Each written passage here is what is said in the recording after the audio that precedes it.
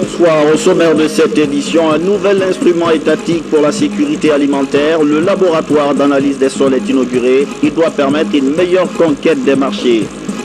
L'OIT s'intéresse à la problématique de l'emploi jeune en Guinée. Une délégation a rencontré le ministre Damantan pour débattre du sujet et aborder la sécurité sanitaire au travail. Et puis le nouveau bataillon militaire Gangan devrait être déployé dans le nord du Mali très bientôt. Les militaires guinéens ont reçu le drapeau hier. Ils sont parés pour le maintien de la paix dans ce pays ami et frère. Voilà pour les titres. Madame, monsieur, bonsoir. Merci de nous rejoindre dans cette édition. Il existe désormais en Guinée une structure appelée Service national des sols. Son rôle est d'assurer la sécurité alimentaire et la conquête des marchés. Ce service vient d'être inauguré. C'est le fruit du partenariat Guinée-Maroc. Hadi Kamara. C'est un laboratoire d'analyse des sols et des végétaux. Il est situé à la Carrière dans la commune de Matam. Le service national des sols, Sénasol en abrégé, est complètement rénové par le gouvernement guinéen et équipé par le royaume chérifien Maroc. Ces équipements ultramodernes devraient permettre de déterminer l'aptitude actuelle et potentielle des terres. Nous n'aurions pas pensé qu'on aurait pu rendre ce bâtiment non seulement utilisable, mais équipé par des appareils de haute technologie pouvant répondre à ce défi que nous avions d'une meilleure connaissance de nos sols. La réhabilitation de ces installations va contribuer à accélérer le processus de développement agricole en Guinée à travers des analyses liées à la fertilité des sols. Malgré les contraintes imposées par l'épidémie Ebola. Enfin, est-il nécessaire de rappeler que le Royaume du Maroc est aux côtés de la République sœur de Guinée en toutes circonstances, Excellence Monsieur le Premier ministre, et notamment pour relever ensemble cet important défi que représente le développement agricole et qui constitue un facteur important de paix et de stabilité. Pour le Premier ministre chef du gouvernement, le développement du secteur agricole demeure une préoccupation majeure pour le professeur Alpha Condé. Je voudrais ici souligner que le développement du secteur agricole reste et demeure une préoccupation centrale pour le gouvernement guinéen au regard de son rôle prépondérant dans la croissance de l'économie nationale. C'est pourquoi je trouve opportun de rafraîchir les mémoires sur l'ampleur de la coopération technique dans le secteur agricole, spécifiquement dans certains domaines tels que, premièrement, l'élaboration de la carte de fertilité des sols pour permettre la mise au point de nouvelles formules d'engrais adaptées à la spécificité des sols et des filières en Guinée. Deuxièmement, la mise en place d'une caravane de l'agriculture en Guinée pour l'analyse des sols, la diffusion des bonnes pratiques agricoles à travers des champs d'école s'appuyant sur le transfert de technologies. Troisièmement, enfin, le renforcement des capacités des cadres et acteurs du secteur agricole en matière d'innovation, en fertilisation et conseil agricole, ainsi que les visites d'échanges d'expériences entre les professionnels. Le Centre national des sols Sénasol a été créé en 1976 au titre de projet avec le financement du PNUD et une assistance technique de la FAO. Son objectif est de contribuer à l'élaboration et à la mise en œuvre d'une politique nationale de gestion de la fertilité des sols. Bientôt le déploiement du nouveau bataillon Gangan dans le nord du Mali. La troupe a reçu hier le drapeau national des mains du ministre délégué à la Défense. Ces militaires vont grossir les rangs de la mission intégrée des Nations Unies pour la stabilité au Mali, la MINUSMA. Reportage adjudant Seko Kamano. Semaine après sa certification par la mission d'évaluation des Nations Unies, le bataillon Gangan est prêt à être déployé pour Kidal. Avant de quitter sa base principale de Samourénia, il reçoit la visite du ministre délégué à la Défense nationale, venu remettre au nom du président de la République le drapeau national au commandement de cette unité. Une manière de galvaniser la troupe dans le strict respect des règles d'engagement de l'ONU. À vous, compagnons d'armes, qui allez nous quitter pour cette noble mission au Mali, le SEMGA me charge de vous transmettre ses félicitations pour avoir suivi avec assiduité toutes les formations dispensées en votre faveur et pour avoir respecté à la lettre la longue quarantaine qui vous a été imposée pour vous protéger contre le virus Ebola. Fort de 850 hommes, ce bataillon est le premier bataillon guinéen de type onusien. Ce retour dans les missions de maintien de la paix est le fruit de la réforme des forces de défense et de sécurité engagée par les autorités de la Troisième République avec l'appui de la communauté internationale. Nous vous envoyons au Mali avec la conviction que vous avez les compétences, l'équipement et la formation pour opérer dans un environnement complexe et dangereux. Nous vous envoyons aussi au Mali parce que c'est un pays avec lequel la Guinée est liée par les liens linguistiques, religieux et culturels les plus profonds. Sachez que le président de la République, chef des armées, vous fait totalement confiance pour que cette mission soit parfaitement remplie. À travers le chef de l'État, c'est toute la nation guinéenne qui se rassemble derrière vous pour soutenir votre action au service de la paix et de la liberté. Dans les jours à venir, le reste de la force va être projeté dans les zones d'opération au nord Mali. Il y a toujours cet atelier préparatoire des forces de sécurité pour l'élaboration d'un avant-projet de loi sur le maintien d'ordre. Les résolutions seront soumises à l'Assemblée nationale. Demain, nous y reviendrons. La relance de l'économie guinéenne post-Ebola, comment s'y prendre? La question était au cœur hier d'une rencontre entre des cadres du ministère du Commerce et une délégation de l'USAID. Cette institution américaine réaffirme sa volonté d'accompagner la Guinée dans cette difficile épreuve. L'USAID promet de participer au renforcement des infrastructures de base de l'économie nationale. Saliouba, Sanguiran Camara. C'est une rencontre prometteuse, la relance de l'économie guinéenne après l'épidémie d'Ebola. Le directeur adjoint de l'USAID et le ministre de la Coopération échangent sur le redécollage économique de la Guinée post-Ebola. L'intervention de l'USAID portera notamment sur la construction d'infrastructures sanitaires et scolaires. Le responsable américain pour venir nous rassurer que le département de l'USAID a confirmé pour la Guinée, pour les 5 ans à venir, un programme qu'on appelle le programme de développement stratégique. Ce programme va démarrer cette année, 2015 jusqu'à 2020. C'est un programme qui va nous permettre de bénéficier de l'assistance et l'appui de cette institution américaine dans d'autres domaines que la santé, la bonne gouvernance, et cette fois-ci l'agriculture, l'éducation et l'environnement. Durant sa visite en Guinée, Eric Postel va rencontrer les organisations non gouvernementales basées en Guinée. L'objectif est d'évaluer l'impact des interventions de son institution dans le développement de la Guinée. En 2006, l'USAID a signé un accord de subvention avec la Guinée pour un montant de 37 millions de dollars américains, destiné à la promotion de la gouvernance démocratique. Cet accord est revu à la hausse. Après la Guinée, l'émissaire de l'USAID va se rendre au Libéria et en Sierra Leone. Une autre délégation à Conakry, celle cette fois-ci du bureau régional de l'OIT, Organisation internationale du travail. Elle a eu hier une rencontre avec le ministre guinéen de l'Emploi, de l'enseignement technique et de la formation professionnelle. On a eu des discussions, la problématique de l'emploi jeune et la sécurité sanitaire au travail. Explication, Rose et Sowinam Pocho.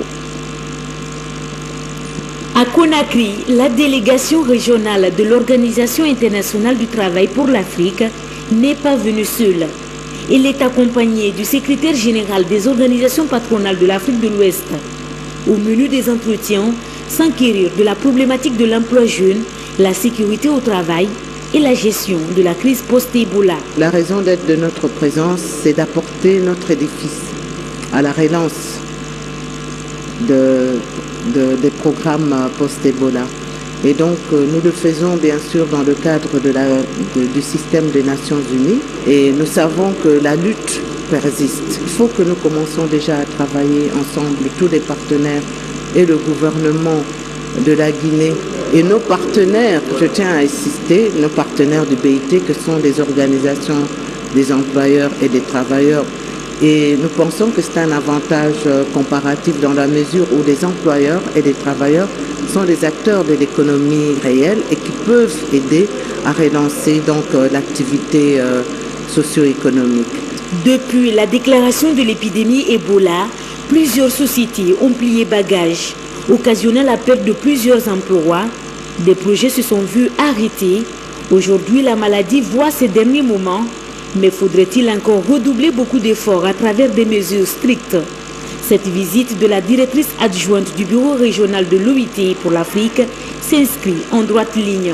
Il s'agit pour le BIT de voir quelles interventions peuvent être faites pour permettre à la Guinée, dans le domaine de l'emploi, du travail, de la protection sociale, de retrouver ou d'acquérir de nouvelles possibilités, un nouvel élan dans la protection du droit des travailleurs, dans la promotion de l'emploi et de la protection sociale des différents secteurs professionnels en Guinée.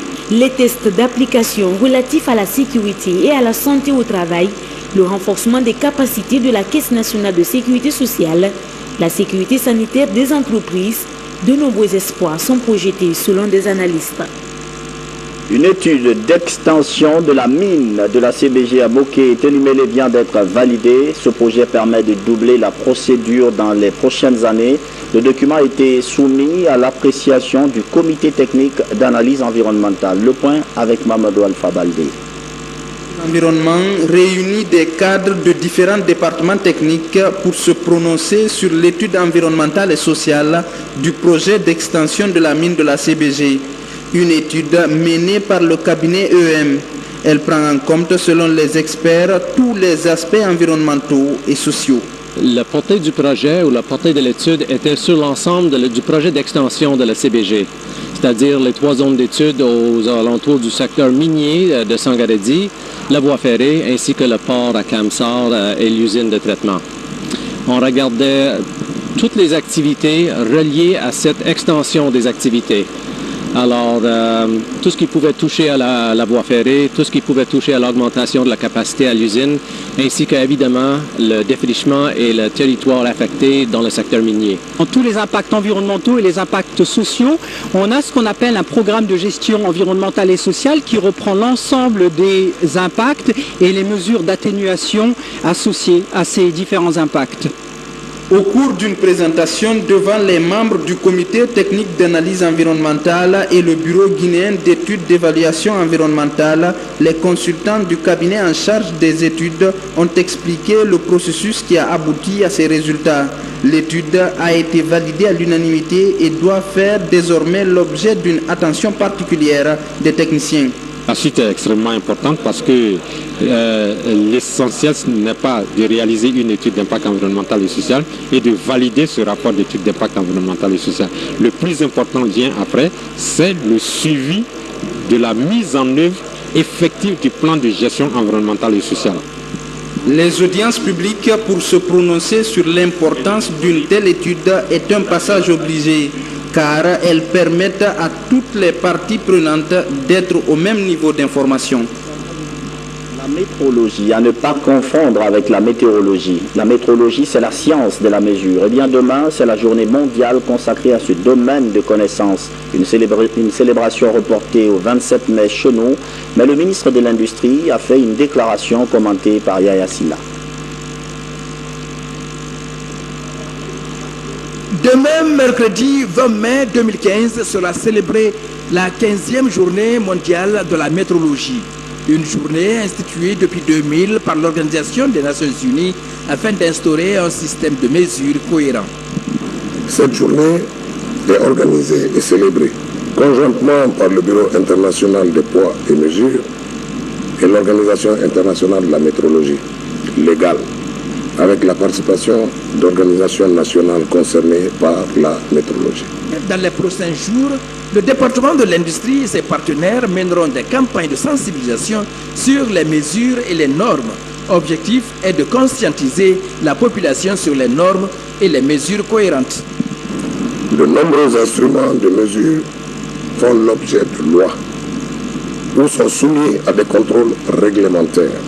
C'est le cas par exemple des balances utilisées par les commerçants pour peser les produits, des instruments servant à mesurer la pollution environnementale et des compteurs permettant de facturer la consommation de l'énergie.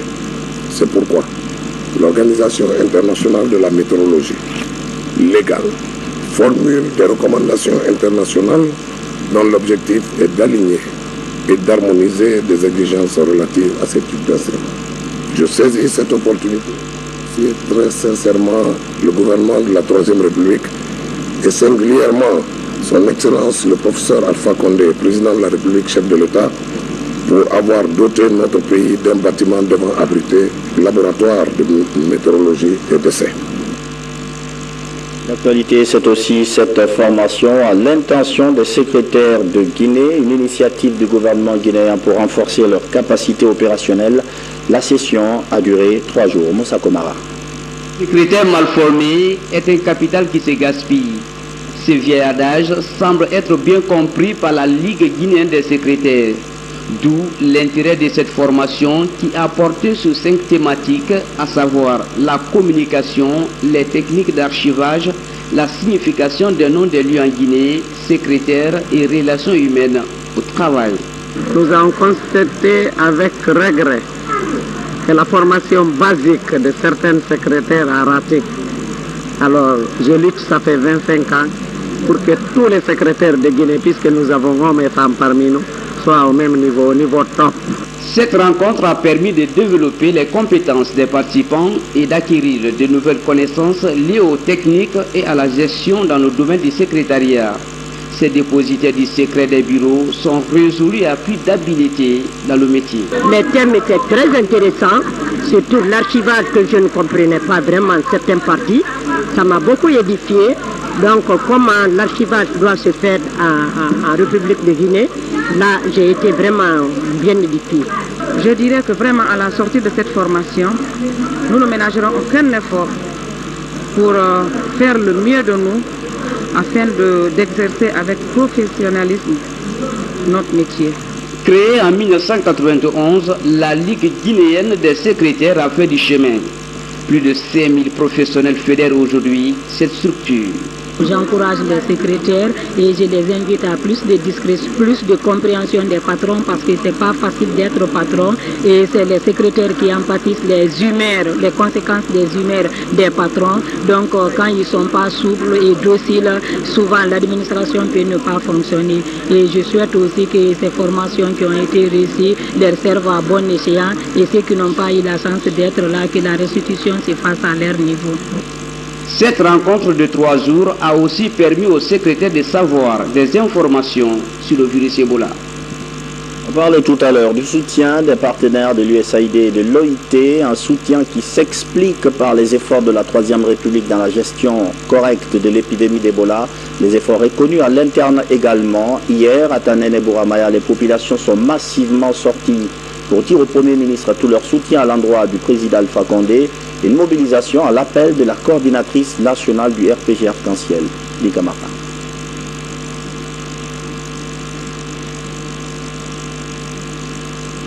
Ils sont venus de Bouramaya profond pour accueillir le Premier ministre chef du gouvernement ici à Tanene dans la préfecture de Dubreka. Mohamed Seydou Fofana en compagnie de la coordinatrice nationale du RPG Arc-en-Ciel et des députés de la Basse-Guinée a eu droit à un bain de foule, signe fort de l'attachement indéfectible de cette population de Bouramaya aux idées de paix, de pardon et de progrès du professeur Alpha Condé, sentiment éloquemment exprimé ici par les différents intervenants.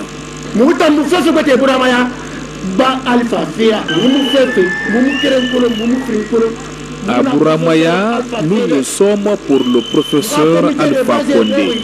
À ce jour, tous les comités de base sont mis en place pour la réélection du professeur Alpha Condé en 2015.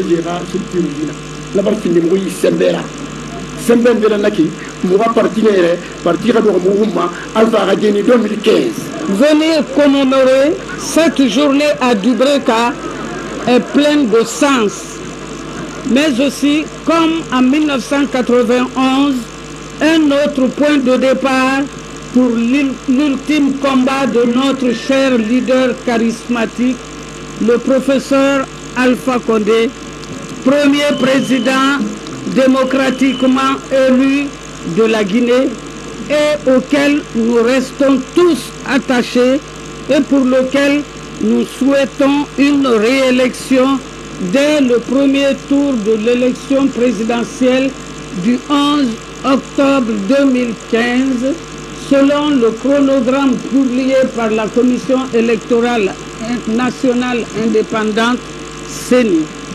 Chères militantes et militants, l'heure de la vérité a sonné et cette belle vérité, c'est le projet Kaleta.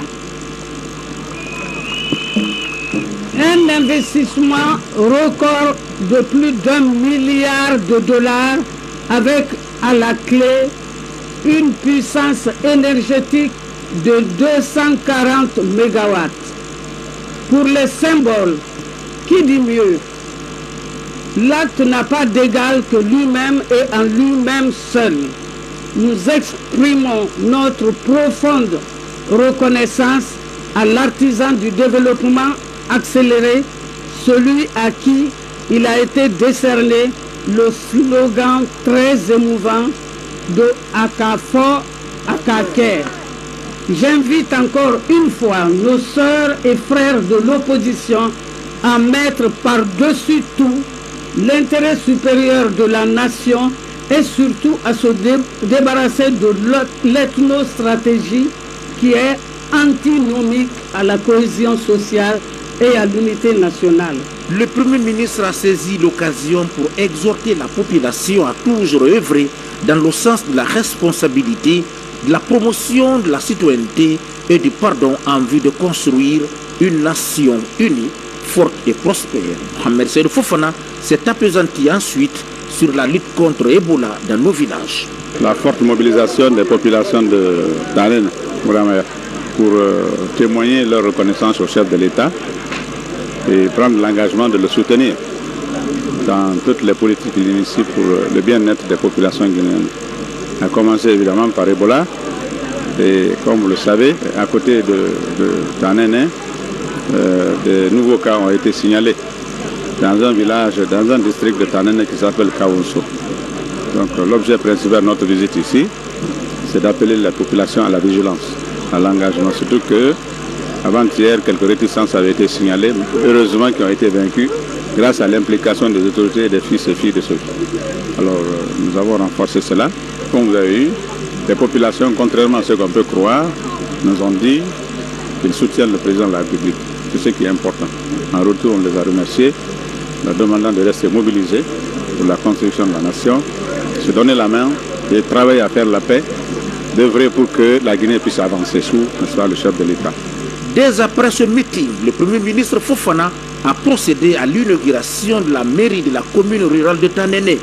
379 millions de francs guinéens, c'est le coût de réalisation de cette infrastructure entièrement financée par le BND, Budget national de développement. C'est dire que le gouvernement s'emploie aussi, sans relâche, à promouvoir l'administration déconcentrée et décentralisée du pays. Des citoyens de Fula-Madina dans la commune de Ratoma nous donnent un bel exemple de collaboration entre civils et forces de l'ordre. Ils viennent d'aider des agents de la brigade anticriminalité à dénicher de présumés bandits. C'était hier lundi. Explication, Fatimatou Diallo, Samara Telno. Fra serait auteur d'attaques à main armée et de tentatives d'assassinat. Cette vie serait leur cible. Le ministre de la Sécurité et de la Protection civile salue la collaboration entre la police et la population. Il faut que les populations s'impliquent dans leur propre sécurité en se mettant à disposition du conseil local de sécurité et de prévention de la délinquance, qui est le noyau dur de la police de proximité. Pendant la nuit qui a précédé l'arrestation de ces présumés bandits, Alpha Ibrahima alias Vipère a reçu une balle. Il serait en possession de cette fausse carte de presse. C'est ce matin, lui n'était pas pris hier nuit. C'est l'autre qui est couché à l'hôpital qui était pris. Mais grâce aux enfants du quartier ce matin, que lui a été pris, il est parti. Encore, je crois que H a encore revoir si H était là, ou du moins si autre personne était là. Il a même failli donner la mort à ce petit-là, parce qu'avec le tas de lames qu'il avait, les paquets de lames qu'il avait, quand ils l'ont pourchassé, on dit finalement au voleur, il est parti se coincer quelque part avec les lames, pourrait maintenant déchirer la peau du petit en question. Donc franchement, la jeunesse est à remercier. Le cerveau de la bande est en cavale. Les autres membres sont déférés à la maison centrale en attendant leur jugement. Sport football, l'AS Kaloum prépare le match retour de la Coupe de la CAF. Le club guinéen avait été battu au match aller 2-0 par Orlando Pirates. Match retour qui s'annonce difficile mais pas impossible. L'association sportive de Kaloum a les ressources pour remporter la partie et se qualifier. Mamadou Yaya Diallo. C'est dans un stade presque vide et contre le cours du match que l'association sportive de Kaloum en jaune s'est faite surprendre par Orlando Pirates. Les visiteurs, avec 3 occasions de but, ont réussi à creuser un écart de 2 buts sans perdre de plume. L'entraîneur des Kaloumistes prend cette défaite avec philosophie. Sentiment de déception. De toutes les façons, s'ils ont mis 2 buts ici, on peut en mettre 3 là-bas, pourquoi pas. C'est le football et j'y crois fermement. Les gamins, ils ont compris qu'ils n'ont plus rien à perdre, d'accord. Ils doivent mettre le bleu de chauffe et aller chercher cette qualification-là. Parce que sur le compte télé du match, je pense qu'avec la place, ils ont un très bon gardien, que pendant un état de grâce, ça nous coûte cher. Le manque de rigueur défensive et le manque de réalisme de l'ASK sont à l'origine de cette défaite. Le capitaine du club de la presqu'île de Kaloum le reconnaît. Une grande déception parce qu'on a joué à domicile et là on prend 2 buts. Je crois qu'on s'est rendu la tâche difficile par rapport à la qualification. Mais ils sont venus, ils ont marqué 2 buts ici. Il va falloir qu'on essaie de retravailler et aussi essayer de les mettre en difficulté en Afrique du Sud. Sur le plan du jeu, on n'a pas démérité. Malheureusement, on n'arrive pas à concrétiser les occasions. Le club sud-africain prend ainsi une grosse option qualificative à la phase de poule de la Coupe de la Confédération africaine de football avant le match retour. On garde la confiance parce que venir ici les battre 2-0, c'est pas quelque chose facile. Donc on les attend chez nous, on prépare le match. Comme on dit, les matchs on ne les gagne pas d'avance. Donc on va se préparer pour les attendre au match retour. Ce manque de réalisme de l'AS Kaloum relance le débat sur l'efficacité des attaquants guinéens. L'ASK devrait mettre son match retour à profit pour se réconcilier avec le public. Ce match retour, prévu le 6 juin prochain au stade de Soweto, s'annonce périlleux. On est prêt pour le 6 juin, on est confiant et on souhaite bonne chance au club des Kaloum. C'est la fin de cette édition d'information, merci de l'avoir suivi, bonsoir.